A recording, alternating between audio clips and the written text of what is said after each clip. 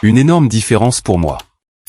Je te jure Derek, si tu redis encore une fois que ce n'est pas de notre faute, je vais jeter cette chaise par la fenêtre.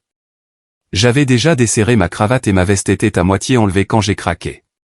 On venait de passer 1 heure à se disputer à propos d'un séquestre qui a foiré et d'une fuite d'annonces qui a miraculeusement atterri entre les mains d'un concurrent. Derrick s'appuyait contre le bord de mon bureau, les bras croisés, avec ce petit sourire suffisant qu'il arborait toujours quand il pensait être le type le plus intelligent de la pièce. J'ai balancé la veste sur une chaise et j'ai dit, « Très bien, j'épouserai la première femme qui franchira cette porte. » C'est comment, ça, comme image? Juste à ce moment-là, la porte du bureau a grincé, et une femme qui avait l'air épuisée est entrée, un chemisier froissé avec une tache de café et des talons usés jusqu'à la gomme. Elle avait les cheveux relevés en un chignon fatigué et serrait un CV comme si c'était l'argent de sa caution.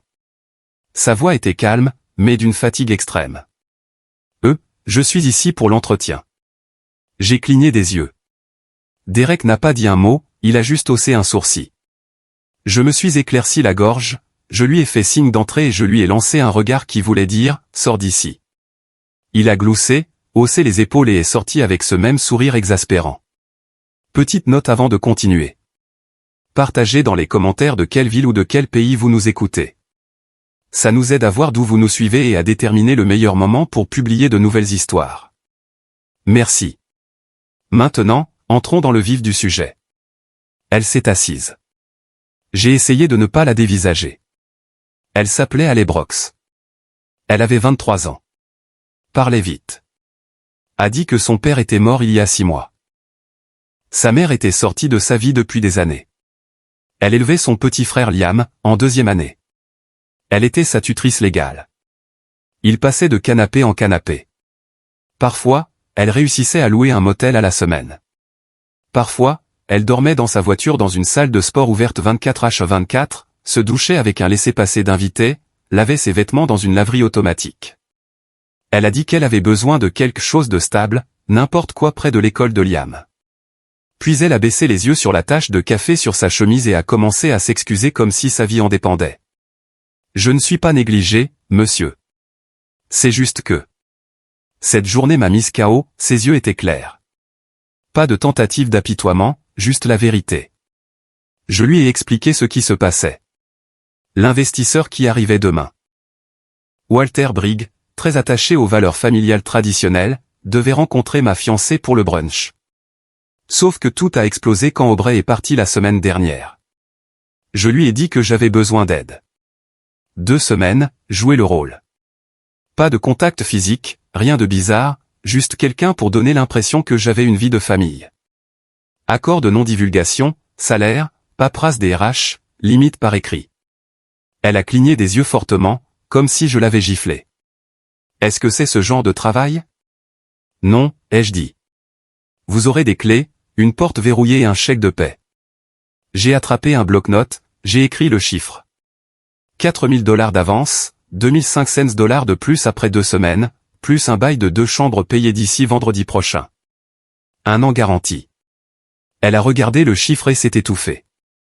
Ça me permet de garder Liam avec moi. Puis elle s'est levée, a tendu la main et a dit, marché conclu. Poignée de main franche. Solide, la gamine.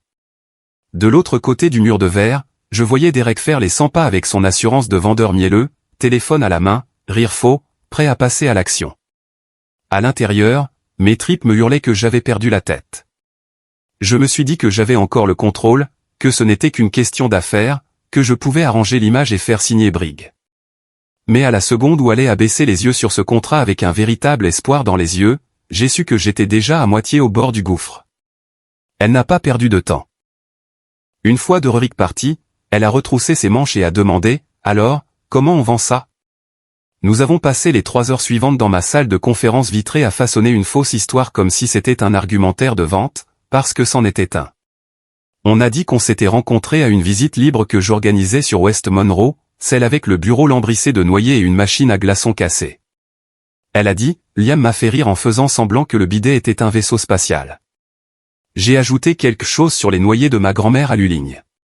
Comment elle mettait les coquilles dans un bol le dimanche. On a dit que tout, la rencontre, les rendez-vous, les fiançailles, était allé vite parce que la vie est courte et qu'on était tous les deux trop fatigués pour jouer à des jeux. C'était facile. Trop facile. J'ai demandé au RH de rédiger un contrat temporaire avant le déjeuner. Titre, coordinatrice de bureau. Couverture, formation aux opérations administratives. Accord de non-divulgation, détail de la prime, limite en gras. J'ai ajouté une ligne en majuscule.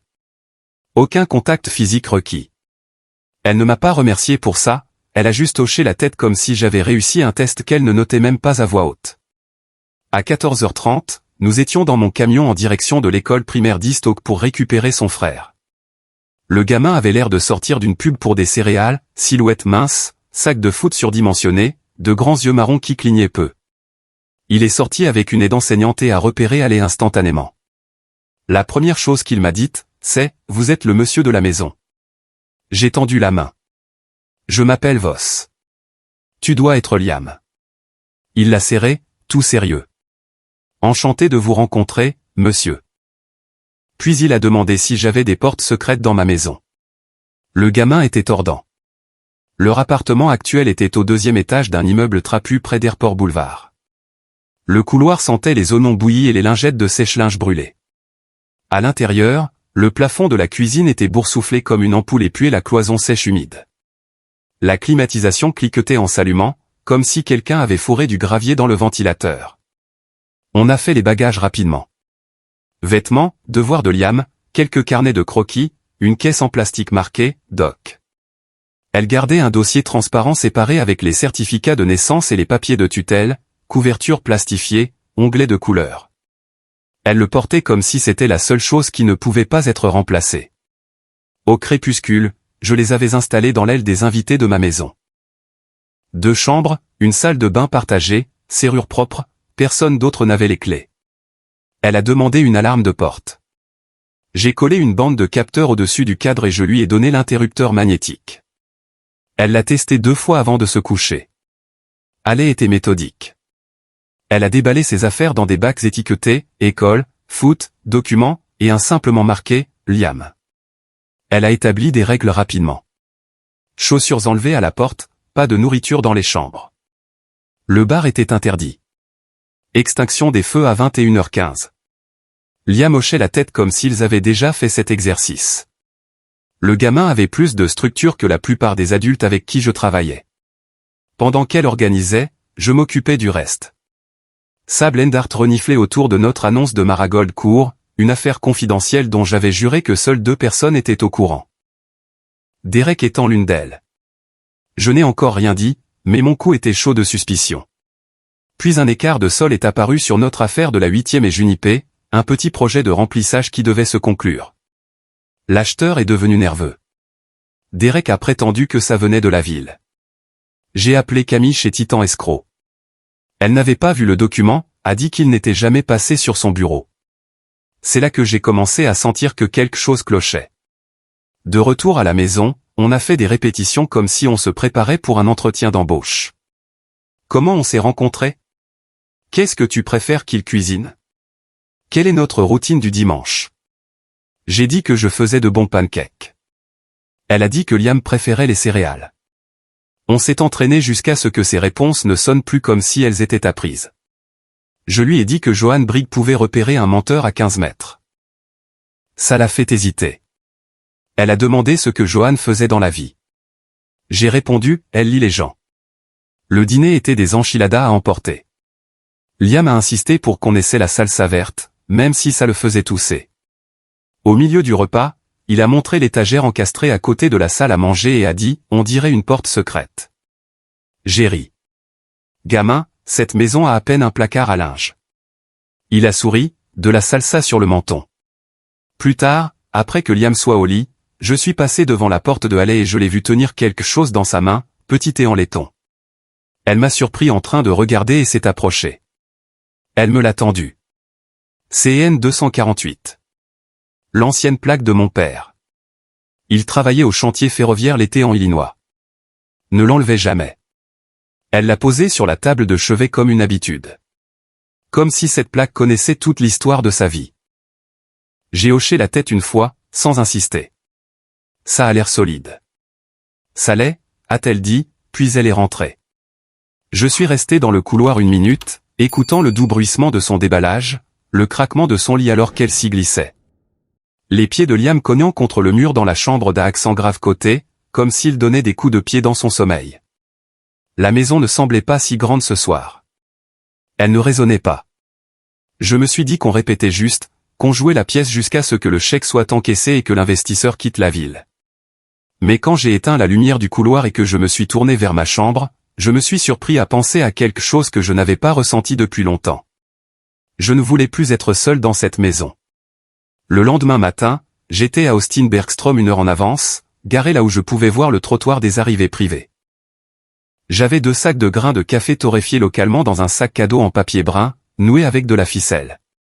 J'ai écrit une carte de bienvenue dans mon camion, pas imprimée, à l'encre sur du papier, comme Walter s'y attendrait. Ils sont descendus de la navette du terminal comme des rois qui n'ont pas besoin d'entourage. Walter portait un pardessus gris qui coûtait probablement plus cher que la rénovation de ma cuisine. Épaules carrées, sans fioritures. Johan avait un foulard rentré dans son col juste comme il faut, et ses yeux calmes et lourds qui ne manquent rien. J'ai souri comme si c'était sincère, je me suis approché, j'ai tendu le sac et j'ai dit « Bienvenue au Texas, et merci d'avoir fait le voyage ». Walter m'a serré la main. Poignée ferme. Pas de banalité pour l'instant. Johan a pris le café, a lu la carte et a fait un petit signe de tête qui semblait réellement mérité. À la maison, j'ai fait simple. Pas de personnel, pas de mise en scène. Un vrai brunch du samedi, rien de préparé. Frittata au poivron et épinards, plateau de fruits, brioche à la cannelle de chez Mandléès en ville, réchauffé dans mon four pour que la cuisine sente l'effort. Je portais un jean, pas de blazer, pour que ce soit décontracté, comme n'importe quel autre week-end. Allé est descendu 5 minutes avant leur arrivée, portant cette robe bleu pâle que j'avais demandé au RH de prendre à la dernière minute. Pas accent grave-l'œil, pas de bijoux sauf la plaque en laiton qu'elle portait toujours. Ses cheveux étaient détachés. Elle avait l'air reposée. Pas parfaite, réelle. Prête, ai-je demandé. Elle a fait un unique signe de tête. Ne me laisse pas divaguer. Johan a été la première à entrer. Et au moment où elle a vu Allais, son visage s'est ouvert.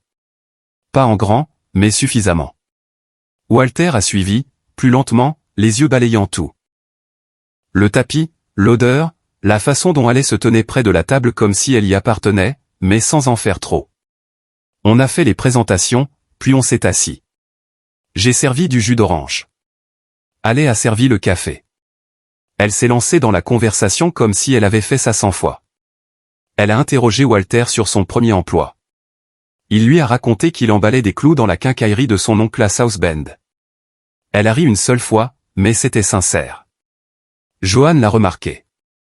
Je l'ai vu sourire derrière le bord de sa tasse. Liam est sorti de sa chambre avec des chaussettes dépareillées et un tableau d'autocollant dans les 2 mains, s'est dirigé droit vers Walter et a dit « Monsieur, je suis un gardien de but. Demandez à mon entraîneur. » Walter l'a regardé de haut en bas, impassible. « Tu bloques les tirs en coin bas. » Liam a hoché la tête. « De cette semaine. »« Alors tu es un gardien de but, » a dit Walter. Il n'a pas esquissé un sourire, mais a hoché la tête comme si le gamin avait réussi un test invisible. Johan s'est penché et a dit à Allais, « Il a de la présence. » Allais a eu ce sourire crispé, plus nerveuse que satisfaite. Il a traversé beaucoup de choses, mais il répond présent. C'est alors que Walter a remarqué le collier. Il a incliné la tête, l'a plissé des yeux. CN 248. Allais l'a touché presque par réflexe. Celui de mon père. Il travaillait l'été sur les chantiers. Illinois Central Northern. C'était sa plaque d'identification. Walter l'a regardée comme si elle avait traversé le temps. Mon grand-père louait du matériel roulant à CN. Il écrivait à la main les numéros de ligne dans ses registres, des wagons de bobines d'acier. J'en avais mémorisé la moitié avant de savoir faire du vélo. Il n'a pas souri, mais ses yeux se sont adoucis, les années se montrant sur les bords. Après que la dernière brioche à la cannelle ait disparu, Johan a posé sa serviette et a dit « Une promenade ». J'ai proposé le jardin, principalement de la pelouse et un chêne fatigué. Allais s'est levée et a commencé à ramasser les assiettes. « Je vais nettoyer », a-t-elle dit. Johan lui a touché le bras. On va aider, puis on marche. 10 minutes plus tard, nous étions dehors. Liam courait en cercle autour de l'arroseur, faisant semblant que c'était une mine. Johan est resté en arrière pour plier les serviettes et écouter. Walter et moi sommes sortis sur la terrasse. Il s'est appuyé contre le poteau comme s'il avait quelque chose de lourd à dire. Si je vous soutiens pour le développement, a-t-il dit, qui êtes-vous à la maison? J'ai gardé le silence un instant. Mes yeux suivaient Alec, qui était maintenant pieds nus sur l'herbe, échangeant des passes avec un ballon de foot à moitié dégonflé avec Liam, comme si c'était la seule chose qui comptait. Elle ne faisait pas semblant. J'ai dégluti une fois, puis j'ai dit, je suis un homme qui apprend à être stable. Ça a pris plus de temps que ça n'aurait dû. Walter a incliné le menton dans un unique signe de tête silencieux. Toujours pas de sourire. Elle sait tenir sa position. Elle ne fait pas partie de l'argumentaire, ai-je dit. Non, a-t-il convenu. Mais elle fait partie de la lecture. Johan est sorti avec 2 autres tasses de café, m'en a tendu une sans un mot et s'est tenu à côté de Walter. Elle regardait Alec et Liam maintenant, tous les deux riant d'une règle inventée sur le fait que le ballon de foot n'avait pas le droit de toucher le chêne. Puis Johan a dit, presque à voix basse, une maison sonne différemment quand il y a une famille dedans. Personne n'a répondu. Il n'y avait rien à ajouter. À 14h cet après-midi-là, nous étions assis sur des gradins en métal, la sueur collant ma chemise à mon dos, le soleil martelant le terrain comme s'il avait une dent contre lui. Le terrain de la ligue de Liam n'était pas grand-chose. Peinture écaillée sur les poteaux de but, tourbillon de poussière traversant les lignes de touche, mais il était bondé. Des parents qui criaient, des sifflets qui retentissaient, cette énergie frénétique du samedi qui sent la crème solaire et les hot dogs. Walter et Johan sont venus avec nous, toujours dans l'ambiance du brunch. Alec a apporté des tranches d'orange dans une glacière et une chaise pliante qu'elle a refusé d'utiliser. Elle est restée debout tout le temps, les mains sur les genoux, annonçant des stratégies à voix basse comme un entraîneur. Liam a fait face à 3 pénaltys en 15 minutes, et je jure que le gamin s'est transformé en mur. Le premier, il a plongé à gauche, l'a repoussé avec son avant-bras. Le deuxième, il l'a pris en plein dans la poitrine et n'a pas bougé. Le troisième, il a boxé le ballon nettement au-dessus de la barre et a atterri sur le dos. J'ai sauté comme un idiot et j'ai crié son nom. Alec m'a attrapé la manche, riant, criant, c'est mon frère. Nos regards se sont croisés, tous les deux criant en même temps, tous les deux souriant. C'était une seconde stupide, mais ça m'a touché profondément, comme si on m'avait laissé entrer dans quelque chose que je ne méritais pas. Walter applaudissait, mais à mi-chemin, il s'est arrêté. Il fixait juste le gamin, les bras croisés, la mâchoire serrée. Johan s'est penché vers lui et a dit quelque chose de calme, mais il n'a pas répondu. Quand Liam est sorti pour la mi-temps, Johan s'est accroupi pour lui essuyer le visage avec une serviette. « Tu joues sans peur ?» lui a-t-elle dit. « Ton père serait fier. » Alec s'est immobilisée à ces mots, comme si elle ne pouvait plus respirer pendant une seconde, puis a souri pour le cacher. Pendant qu'il parlait, j'ai vérifié mon téléphone et c'est là que l'écran a explosé. Écart sur la 8e et Junipé signalé à nouveau. Acheteur effrayé. Le fil de discussion en dessous était pire. L'annonce exclusive de Marigold Court venait de faire surface dans un groupe de discussion d'une agence immobilière rivale. Même photo, même superficie. Même mon titre copié mot pour mot. Ma tension artérielle a grimpé si vite que je pouvais sentir un goût de métal dans ma bouche. J'ai envoyé un texto à Camille chez Titan Escroc, l'épouse volant. Elle a répondu en quelques secondes. Pas de nouveaux documents de notre système. Je récupère l'original maintenant. 10 minutes plus tard, elle m'a envoyé le rapport de sol. Propre. Les métadonnées du faux pointaient vers une imprimante. Les heures correspondaient au passage de la carte de Derek dans mon propre bureau. Personne d'autre ne s'était connecté dans ce couloir à ce moment-là. Ce n'était pas juste une erreur. Quelqu'un me saignait à blanc, lentement. Tout va bien, a demandé Alec. J'ai rangé le téléphone. Juste des affaires, ai-je dit. Mensonge numéro 50 de la semaine. Le sifflet a retenti. Le match a repris. Liam a bloqué un autre tir. La foule est devenue folle. Et pendant 2 heures, j'ai réussi à faire semblant que je ne regardais pas mon entreprise se fissurer de l'intérieur. Plus tard dans la soirée, après les médailles, les jus de fruits et les coups de soleil, Alec a invité Walter et Johan à dîner. J'ai dit, peut-être un autre soir. Elle a dit, on va faire simple.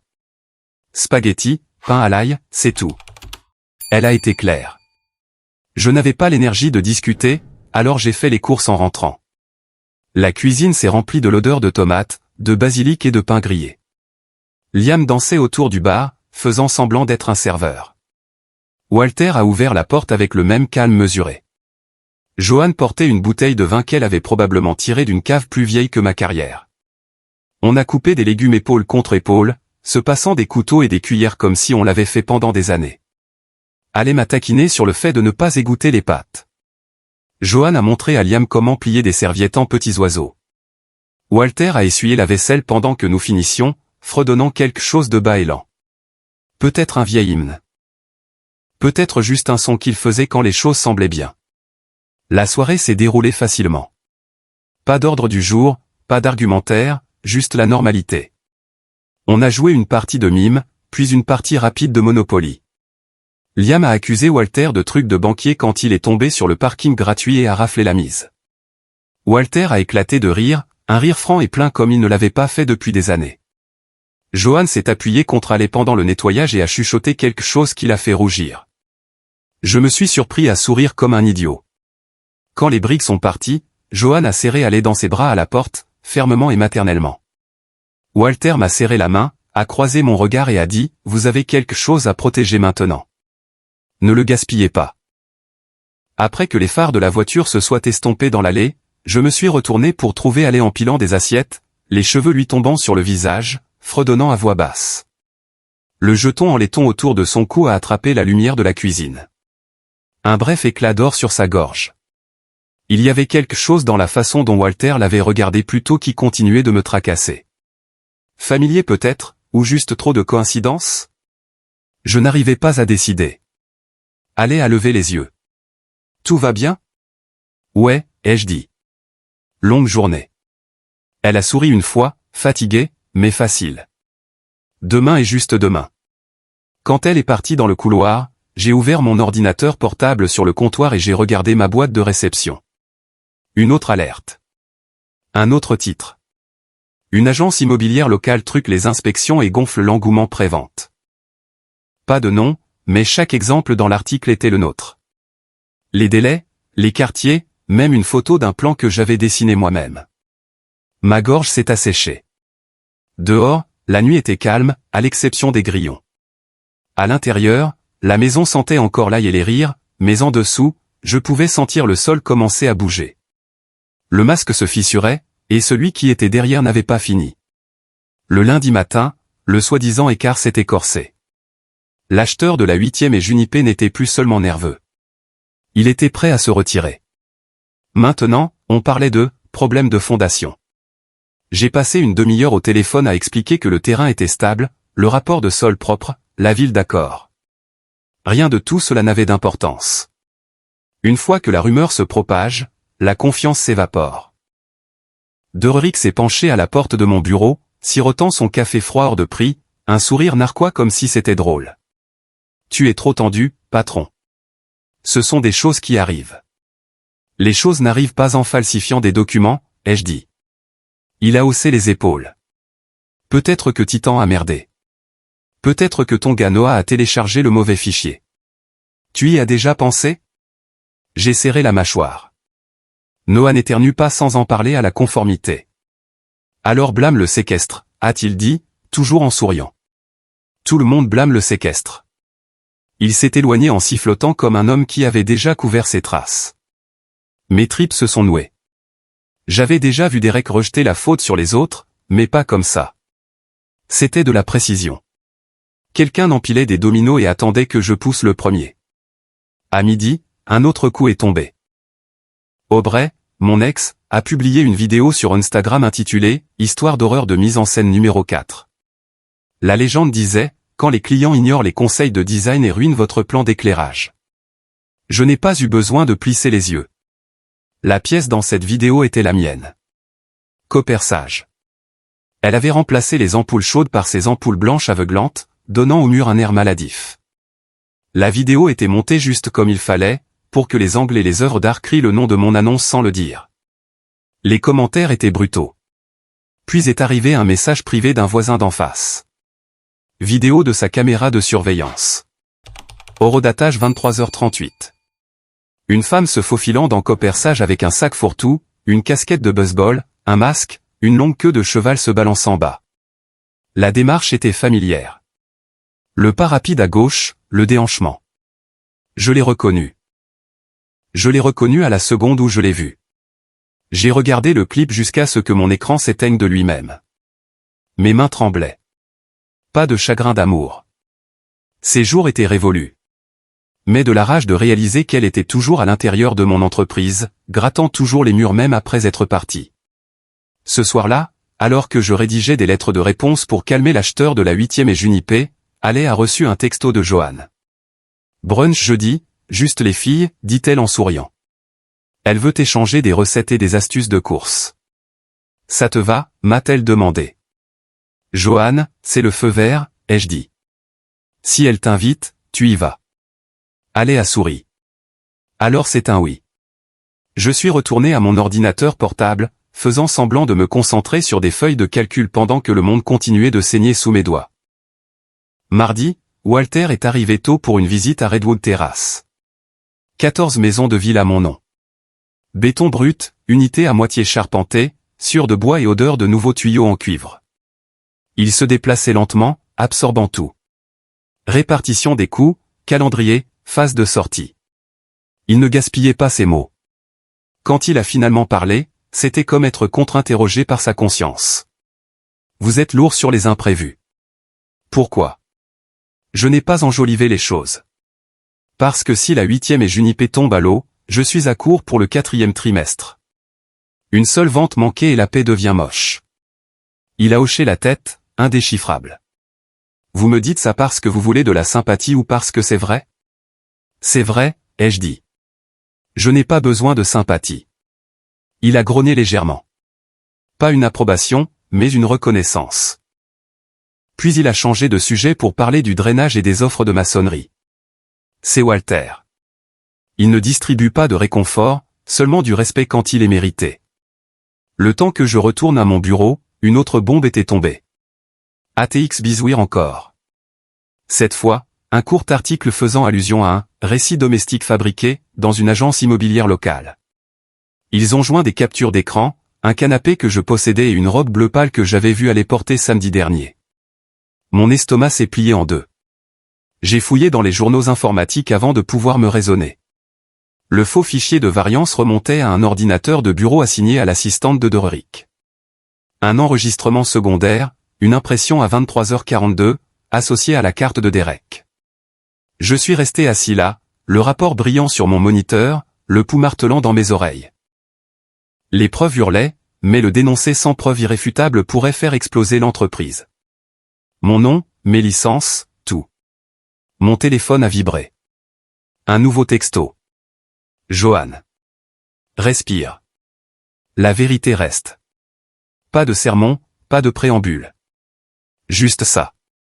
D'une manière ou d'une autre, ça a ralenti mon rythme cardiaque. Allais a trouvé un jeu de société d'occasion ce soir-là et l'a installé sur la table basse pour Liam. Elle riait, lui apprenant à compter les points, mais toutes les quelques minutes, elle me jetait un coup d'œil, vérifiant si j'allais bien. Je n'allais pas bien, et elle le savait, mais elle n'a pas insisté. Elle a juste gardé le sourire du gamin. Quand Liam s'est finalement effondré, Allais s'est tenue à la porte, les yeux fatigués mais doux. Tu devrais te reposer, a-t-elle dit. On dirait que tu portes un immeuble. J'ai forcé un sourire. Je vais bien. Bien sûr, a-t-elle dit doucement. Dis ça à ton visage. Elle est rentrée avant que je puisse répondre. Vers 2h du matin, j'ai renoncé à faire semblant. Je suis retourné au bureau. Je me suis écroulé sur le canapé de la salle de pause. Je me suis réveillé 1 heure plus tard au bourdonnement d'une nouvelle notification par email. Expéditeur bloqué. Pas de nom, juste l'objet, demandé à Voss pour sa mariée. Pas de pièce jointe, pas de corps de message, juste ces mots. Je l'ai fixé jusqu'à ce que l'air de la pièce semble rare. Celui qui tirait les ficelles n'avait pas fini. Il était passé des affaires au personnel, et cette ligne, sa mariée, était un couteau pointé droit là où ça ferait le plus mal. J'ai regardé par le mur de verre vers le bureau. Chaque poste de travail était sombre, silencieux, mais je pouvais presque sentir quelque chose bouger sous la surface, comme des fils bourdonnant à l'intérieur des murs. C'est là que j'ai réalisé que ce n'était plus du sabotage pour de l'argent. C'était personnel. Quelqu'un voulait m'enterrer, et il commençait par les fondations. Walter s'est présenté juste après 9 heures avec une lettre à la main et un regard que je ne souhaiterais pas à mon pire ennemi. Pas de la rage, juste du froid. Le genre de froid qui n'est pas bruyant mais qui ne laisse rien debout. Il ne s'est pas assis. Il s'est arrêté juste sur le seuil et a levé la lettre comme un contrat qui aurait manqué à sa propre promesse. « Je vous ai fait confiance », a-t-il dit. « Dites-moi la vérité. Est-elle seulement votre fiancée ?» Ma gorge s'est nouée. J'ai regardé le sol.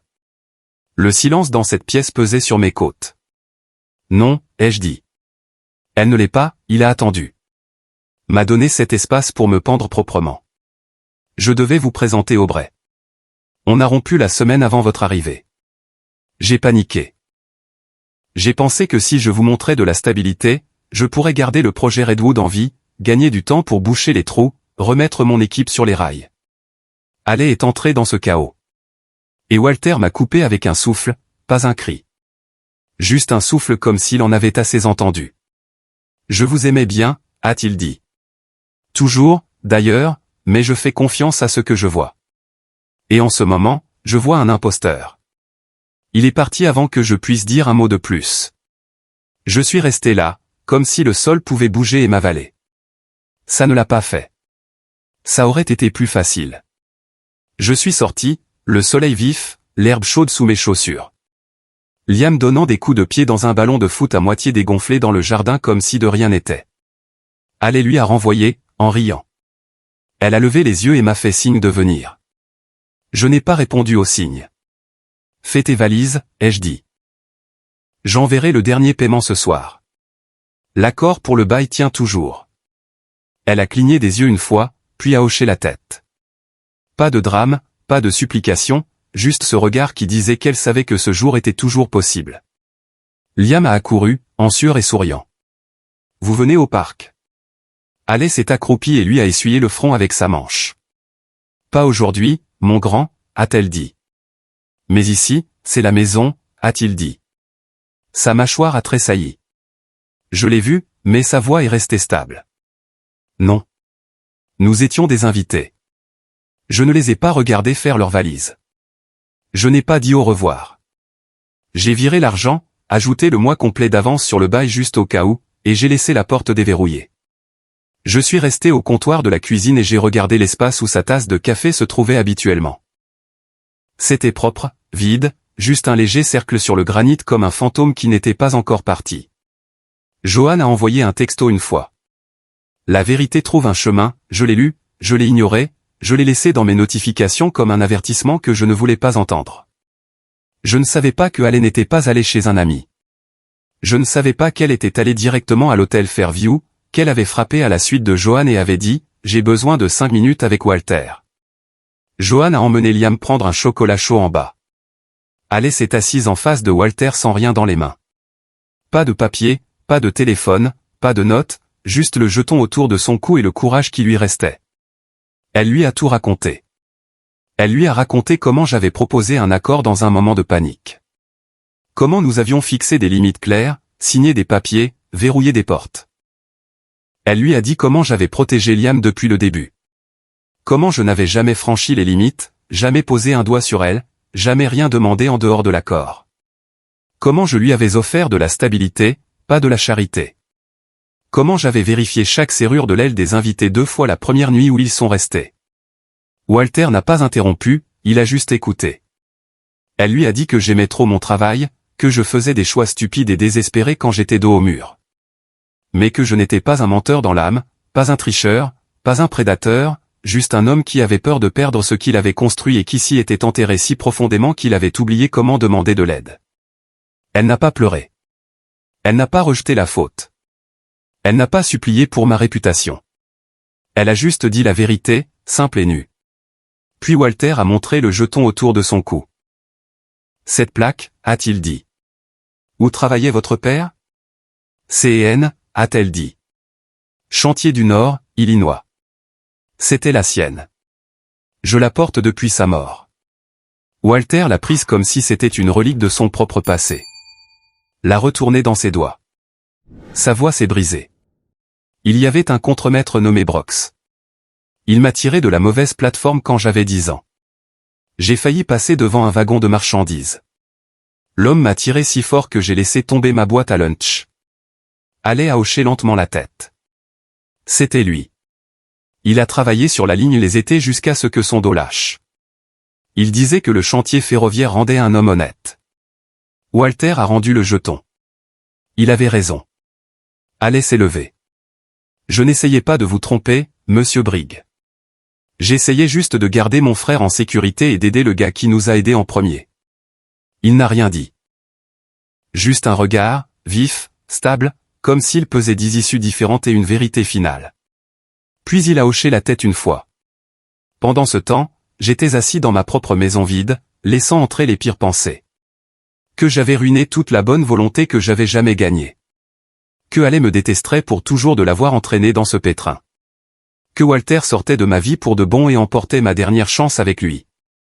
Je ne savais pas que la femme que j'avais chassée était assise avec lui, lui disant la vérité avec la même voix qu'elle utilisait avec Liam quand le monde lui faisait peur. Je ne savais pas que pendant que je me noyais dans le regret, elle me tendait une bouée de sauvetage. Walter est entré dans mon bureau juste après 8 heures.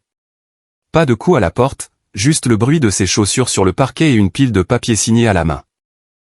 Il a laissé tomber la feuille de condition sur mon bureau comme un verdict. Demandez à Allais pourquoi, a-t-il dit, et ne soyez plus stupide. Puis il est sorti. Pendant 8 secondes, peut-être 10, je suis resté assis là. J'ai expiré d'un coup, comme je ne l'avais pas fait depuis ma première vente en 2009. Je m'attendais à ce que le soulagement ressemble à une victoire. Loin de là. Ça ressemblait à une affaire inachevée. À la seconde où la porte s'est refermée derrière lui, j'ai fouillé dans les journaux informatiques, les files d'attente d'impression, les métadonnées des scanners et les partages de dossiers que je n'avais pas touchés depuis des mois. Mes mains bougeaient comme si elles savaient où se cachait la pourriture. Le PDF de variance qui a déclenché le désastre de la 8e et Junipé. Il a été scanné depuis l'imprimante du bureau de Derek. Horodaté à 23h42. Il y a 2 jeudis. La même nuit où Aubrey s'est faufilé dans Coppersage avec un sac plein de sabotage. J'ai sorti les journaux d'accès. Sa carte a activé le couloir 3 fois cette nuit-là. Personne d'autre enregistré. Je ne me suis pas arrêté là. J'avais besoin de noms, de racines, d'argent. Je suis entré dans le bureau comme un homme qui ne se souciait plus de paraître calme. Noah était assis à son bureau, des écouteurs autour du cou, cliquant sur des annonces MLS avec les yeux rouges. J'ai demandé d'où venait ce rapport de sol original. Il a levé les yeux rapidement, nerveux. 2 mois. Greg Mendes l'a fait, il était propre. Derek m'a envoyé la version mise à jour après que je l'ai téléchargée. Il a dit qu'on avait besoin d'une variance au dossier juste au cas où. Tu le crois maintenant? Noah a secoué la tête comme pour effacer sa culpabilité. Il a dit de ne pas déranger Camille avec ça. Il a dit qu'elle l'avait déjà vu. Mon estomac s'est noué. Je n'en voulais pas au gamin. Pas vraiment. Derek avait une façon de tordre la réalité jusqu'à ce qu'elle se brise. J'ai appelé Greg Mendes sur haut-parleur. Pas de préambule. Greg, as-tu émis un addendum de variance pour la 8e et Junipé? Absolument pas, il a dit que le rapport de base tenait. Le sol est revenu propre. Je n'émets pas de variance sans réinspection. Quelqu'un a publié un faux addendum avec le logo de votre entreprise, ai-je dit. Il circule. Il a juré à voix basse, puis a ajouté, je vous envoie une lettre signée par email dans 5 minutes. Ce PDF n'est pas le mien. Envoyez-le aussi à Titan Escroc. 5 minutes plus tard, je l'avais.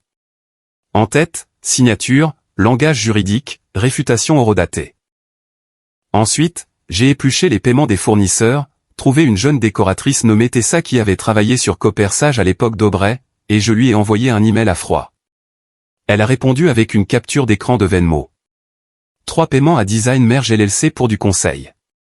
Un de $275, un de $425, un de $375, tous au cours des 3 dernières semaines, chacun lié à un compte bancaire qui correspondait à une société écran liée à une ancienne adresse email de Derek. Ça a empiré. J'ai scanné les journaux d'accès de l'immeuble. Derek et Aubrey étaient enregistrés dans la salle de conférence du 2e étage 3 nuits de suite. Tard, après les heures de bureau, pas d'autres noms sur la porte. J'ai sorti les images de sécurité. Les voilà, s'embrassant dans l'ascenseur, les bras l'un autour de l'autre comme si c'était le bal de fin d'année. Je me suis senti stupide d'abord, puis en colère. Pas à cause du baiser, mais parce qu'ils avaient construit ça de l'intérieur, brique par brique, juste sous mon nez. J'ai commencé à imprimer des emails, des journaux, des captures d'écran, des déclarations. Je les ai étalés sur la table de la salle de réunion comme des plans de guerre. Puis j'ai réservé la salle de formation pour 15 heures. J'ai appelé ça un « lancement de caravane de courtiers ». J'ai invité toute l'équipe, agents, administratifs, fournisseurs. J'ai envoyé un texto à Walter. Session de transparence. Vous et Johan devriez être là. Il a répondu en moins d'une minute. Nous y serons. J'ai envoyé un message séparé à Rosa Delgado, notre gestionnaire de propriété. Stable, vive, et 3 longueurs d'avance sur tout le monde depuis la première année. Tu es libre à 15 heures? Sa réponse, je suis prête. J'ai appelé Camille chez Titan Escroc, lui ai expliqué le plan. Elle a dit, mettez-moi sur Zoom. Je leur expliquerai la chaîne de possession et je les frapperai avec les eurodatages. Personne ne présente mieux les choses, ai-je dit. Personne n'enterre mieux la fraude, a-t-elle corrigé. À midi, alors que j'empilais tout dans un classeur, une nouvelle tempête a éclaté. Publication sur Instagram, compte anonyme. Légende, la fausse mariée de Coppersage. La photo venait de la visite libre, floue mais assez claire. Elle est dans la robe bleu pâle, debout près de l'îlot de la cuisine. Ma cuisine. Notre mensonge. Ma poitrine s'est serrée, puis s'est relâchée d'un coup. Je n'ai pas tremblé. Je suis devenu méchant. Ce n'était plus une question d'annonce. C'était la guerre. Je me suis assis et j'ai écrit 2 lignes sur une fiche. Pas de baratin, pas de préparation. J'ai menti sur une fiancée. Je n'ai pas menti sur la femme. J'ai regardé ces mots pendant longtemps. Puis j'ai glissé la fiche dans ma poche et je me suis levé. Il était temps de leur montrer à quoi ressemblait vraiment la vérité. La salle de formation était bondée à 14h55. Agents, assistants, fournisseurs, personnel junior. Tous ceux qui avaient un badge ou un identifiant se sont présentés. L'air était humide à cause du trop grand nombre de personnes et du manque de ventilation. Walter et Johan se tenaient à l'arrière, près de la table à café, comme des chaperons silencieux, les yeux scrutateurs, indéchiffrables. Rosa était assise près du mur, son carnet déjà ouvert, stylo à la main, stable comme toujours. Dererick était appuyé dans le coin le plus éloigné, les bras croisés, l'expression réglée sur un mépris ennuyé. Aubrey se tenait près de la porte, en noir sur noir, lunettes de soleil toujours sur le nez comme si elle pensait que c'était une séance photo. À 15 heures précises, je me suis avancé, j'ai sorti la fiche de ma poche et je l'ai lue à haute voix. J'ai menti sur une fiancée. Je n'ai pas menti sur la femme. Silence. Pas même un raclement de gorge. Puis j'ai dit, maintenant, nous allons regarder ce qui est réel. J'ai allumé le projecteur. Première diapositive, le rapport de sol. Greg Mendes en direct sur Zoom. Audio déjà testé. Il est allé droit au but. Ceci est le rapport original que j'ai soumis. Sol propre, pas de variance, pas de risque. Je n'ai jamais ajouté d'addendum. Ce que vous avez vu circuler est un document falsifié avec mon en-tête. Il a souligné la discordance de la signature numérique. Puis l'horodatage de création enfoui dans les métadonnées. J'ai cliqué sur la diapositive suivante. Étiquette de l'imprimante, l'appareil du bureau de Derek, horodaté à 23h42, il y a 2 jeudis. Greg a conclu. Camille a pris le micro ensuite, depuis Zoom. Titan Escroc n'a jamais reçu le faux document. Notre serveur de messagerie ne montre aucun fichier de variance. Notre chaîne de fichiers a été ininterrompue de la soumission initiale à maintenant. Pas de modification, pas de téléchargement, pas de visibilité. Elle a affiché une feuille de calcul claire des journaux d'accès. Si le document était entré dans notre système, il aurait déclenché une alerte. Ce n'est pas le cas. Derek n'avait toujours pas bougé. Sa mâchoire s'est contractée une fois comme s'il allait dire quelque chose, puis s'est arrêtée. Puis sont venues les images. D'abord, la caméra de l'ascenseur. Derek et Aubrey, bras dessus, bras dessous. Le passage de la carte pour la salle de conférence de fin de soirée enregistrée 2 minutes plus tôt. Puis le clip de la caméra de surveillance. Allée de coperçage. Silhouette avec casquette et longue queue de cheval. Sac fourre-tout. Main gantée. Changeant les ampoules en pleine nuit. La pièce a bourdonné comme une ruche. J'ai levé la main. Silence. J'ai changé de diapositive. J'ai affiché la fuite d'ATX Bizouir. Emails anonymes d'une adresse jetable, provenant d'une adresse IP qui correspondait au Wi-Fi de notre propre salle de conférence. La fenêtre d'accès correspondait exactement à l'activité de la carte de Derrick. Personne d'autre n'avait passé sa carte, pas même le personnel de nettoyage. Derek s'est finalement détaché du mur. C'est un coup monté, a-t-il dit fort. Tu es désespéré. Tu inventes ces conneries parce que tu t'es fait prendre à simuler une relation. J'ai gardé mon visage impassible. C'est ça, la version? Victime d'une campagne de dénigrement? Il s'est avancé. C'est une chasse aux sorcières.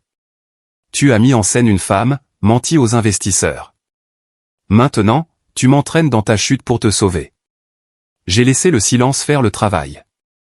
Walter a levé 2 doigts. La pièce est devenue silencieuse comme la mort. Juste comme ça. L'autorité qu'on n'acquiert pas, on en hérite. J'ai regardé droit dans les yeux de Derek. Tu es viré. Avec effet immédiat. Sabotage. Manquement à l'obligation fiduciaire. Conduite qui a mis en péril nos licences et notre réputation. Il a cligné des yeux une fois. Les RH se sont levés, se sont approchés et lui ont remis le dossier de licenciement. La sécurité a suivi. Pas de scène, juste une escorte silencieuse vers la sortie. Aubrey a ri sous cap. Tu penses vraiment pouvoir contrôler le récit? Je ne l'ai pas regardé. J'ai affiché la dernière diapositive. Capture d'écran de Venmo. Les paiements transférés par Tessa. 3 honoraires de consultation à une société écran liée à une ancienne adresse email jetable au nom de Derek.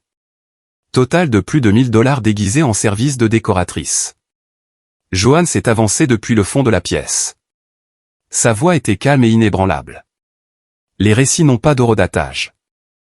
Les preuves, si. Aubrey n'a plus dit un mot. Elle a suivi la sécurité dehors. Je me suis tourné vers Rosa. Tu es directrice des opérations à partir d'aujourd'hui. Tu l'as mérité. Pas de fioritures, pas de communiqué de presse. Tu ajustes le poste. Elle s'est levée, n'a pas souri, n'a pas jubilé, a juste hoché la tête et a pris le micro. Avec effet immédiat, a-t-elle dit, nous mettons à jour les protocoles d'inspection. Chaîne de possession pour toute la mise en scène. Pas d'accès indépendant. Mise à jour du séquestre par un seul canal uniquement. Tous les fichiers antidatés seront revérifiés. J'ai hoché la tête. C'est le ton avec lequel nous avançons. Puis j'ai fait face à la pièce une dernière fois. J'ai déposé une plainte officielle auprès du Conseil de l'immobilier de l'État. Une action civile est en attente pour les pertes de revenus liées à ces actes. Les fournisseurs liés au réseau de Derek sont mis sur liste noire. Personne n'a bougé. Personne n'a cligné des yeux. Je pouvais les voir se recalibrer. Loyauté, peur, peut-être même respect. Puis j'ai terminé. Quant à moi, oui, j'ai mis en scène une façade domestique. Mes fiançailles ont pris fin. J'ai paniqué.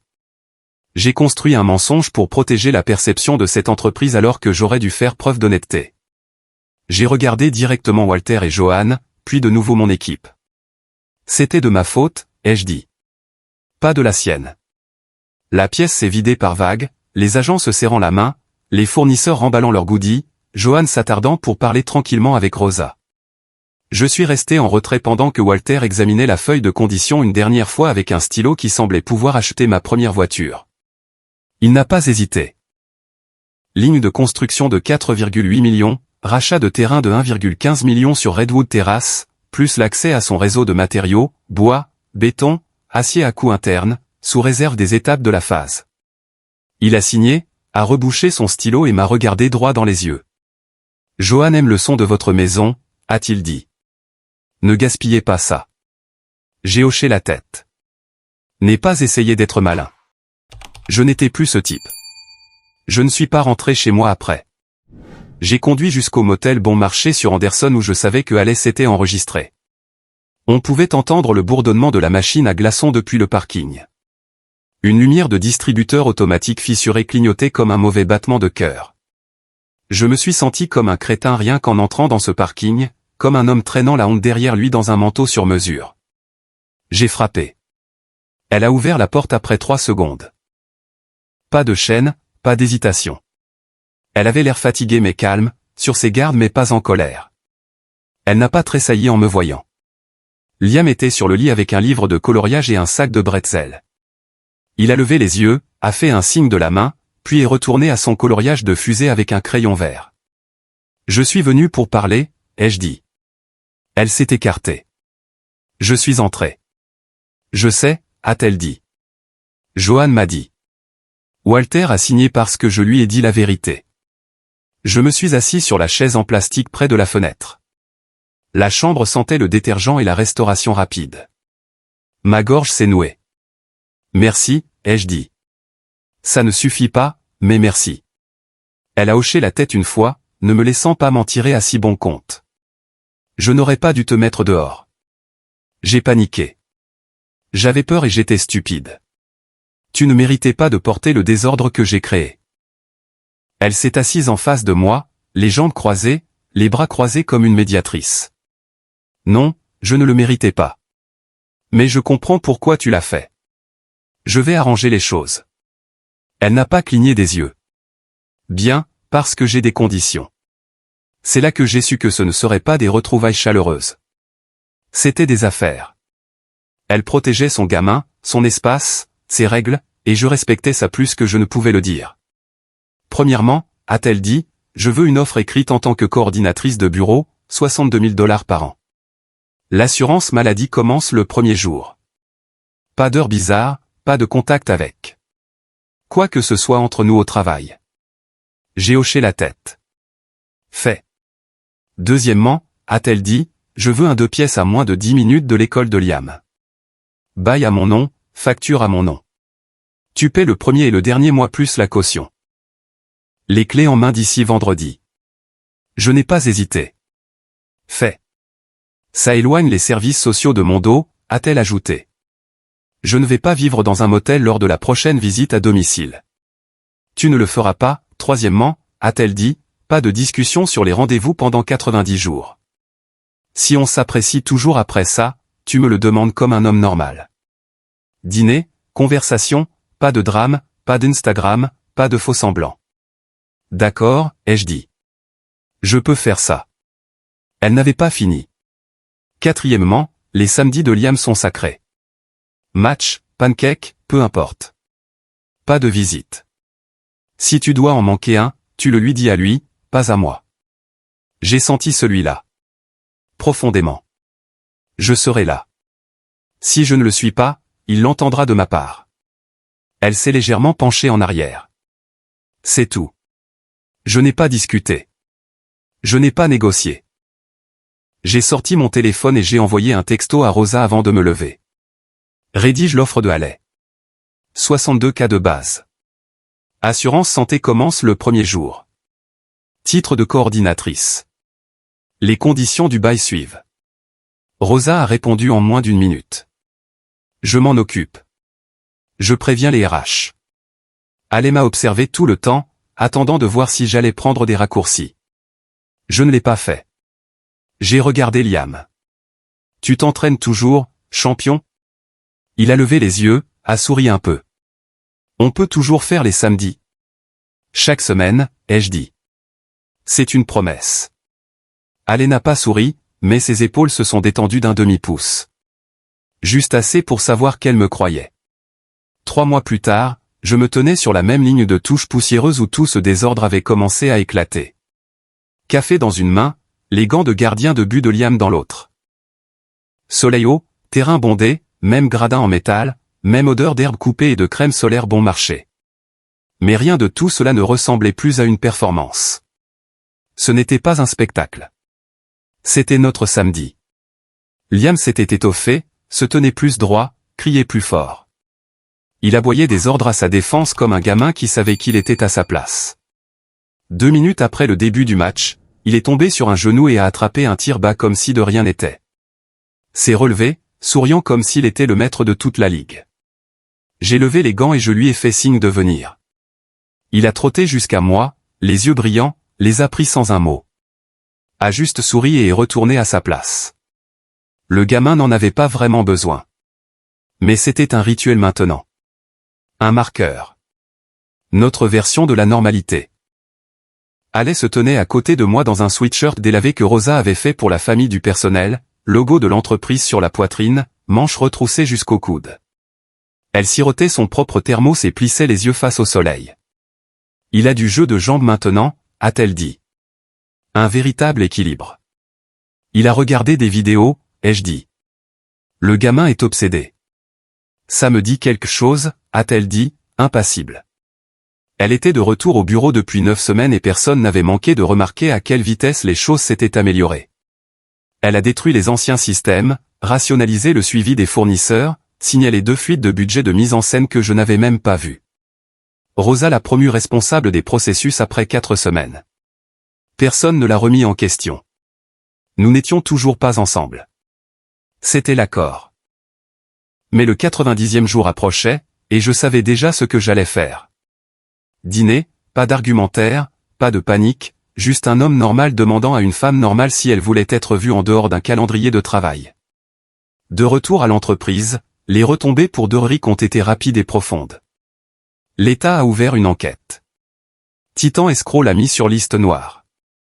2 acheteurs que nous avions perdus ont déposé des lettres d'intention par l'intermédiaire de leurs avocats, citant tous de la fausse variance comme cause. Sable et Dart ont publié 3 pics vagues sur les réseaux sociaux, puis sont devenus silencieux. Aubrey a tenté de sauver sa réputation avec un podcast sur la culture de travail toxique et les femmes créatives naviguant dans les dynamiques de pouvoir. Ça n'a pas marché. Une coalition de décorateurs a publié le clip de la caméra de surveillance. Un par un, ses sponsors l'ont lâché.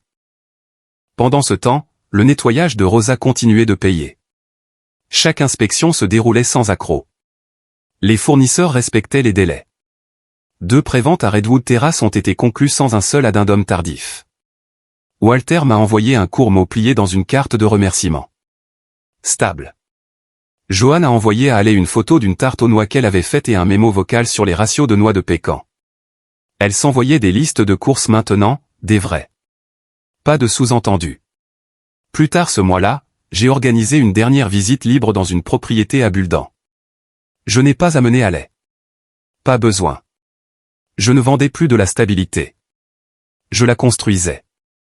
L'une des femmes des entrepreneurs m'a demandé si j'étais fiancé. J'ai souri et j'ai dit, pas encore, mais j'essaie d'en être digne. Elle a ri et a dit, c'est plus rare qu'une baisse de prix. Après le match de Liam, il a quitté le terrain en trottinant, en sueur, fier, un peu taché d'herbe. Il m'a tendu les gants comme s'ils étaient un témoin dans une course de relais. On l'a fait, a-t-il dit. On l'a bien fait, lui ai-je répondu. Quand nous sommes rentrés à la maison, sa maison, bientôt, elle sonnait exactement comme ce premier samedi. Des assiettes qui s'entrechoquent, un ballon qui rebondit contre le mur du couloir, quelqu'un qui fredonne faux dans la cuisine. J'ai posé mon téléphone face contre table sur le comptoir et je l'ai laissé là. La vengeance avait été bonne pendant environ un jour. Mais mieux que ça, il y avait ceci. Une entreprise que je n'avais pas besoin de protéger par des mensonges. Un gamin qui croyait que je serais là. Et une femme qui ne m'a pas fait supplier pour une seconde chance. Elle m'a fait la mériter. J'avais dit à Walter que j'apprenais à être stable. Debout là, dans l'embrasure de la porte, le café refroidi, Liam criant, un tir de plus, avant même que les œufs n'atteignent la poêle, j'ai réalisé que je n'apprenais plus seulement. Je le faisais. Pas pour l'image, pas pour l'argent, parce que j'avais dit ce que je ferais. Et puis je l'ai fait. Soyez honnête. Si vous étiez à la place de Haley, feriez-vous confiance à quelqu'un qui vous a menti une fois mais qui a essayé de réparer les choses ?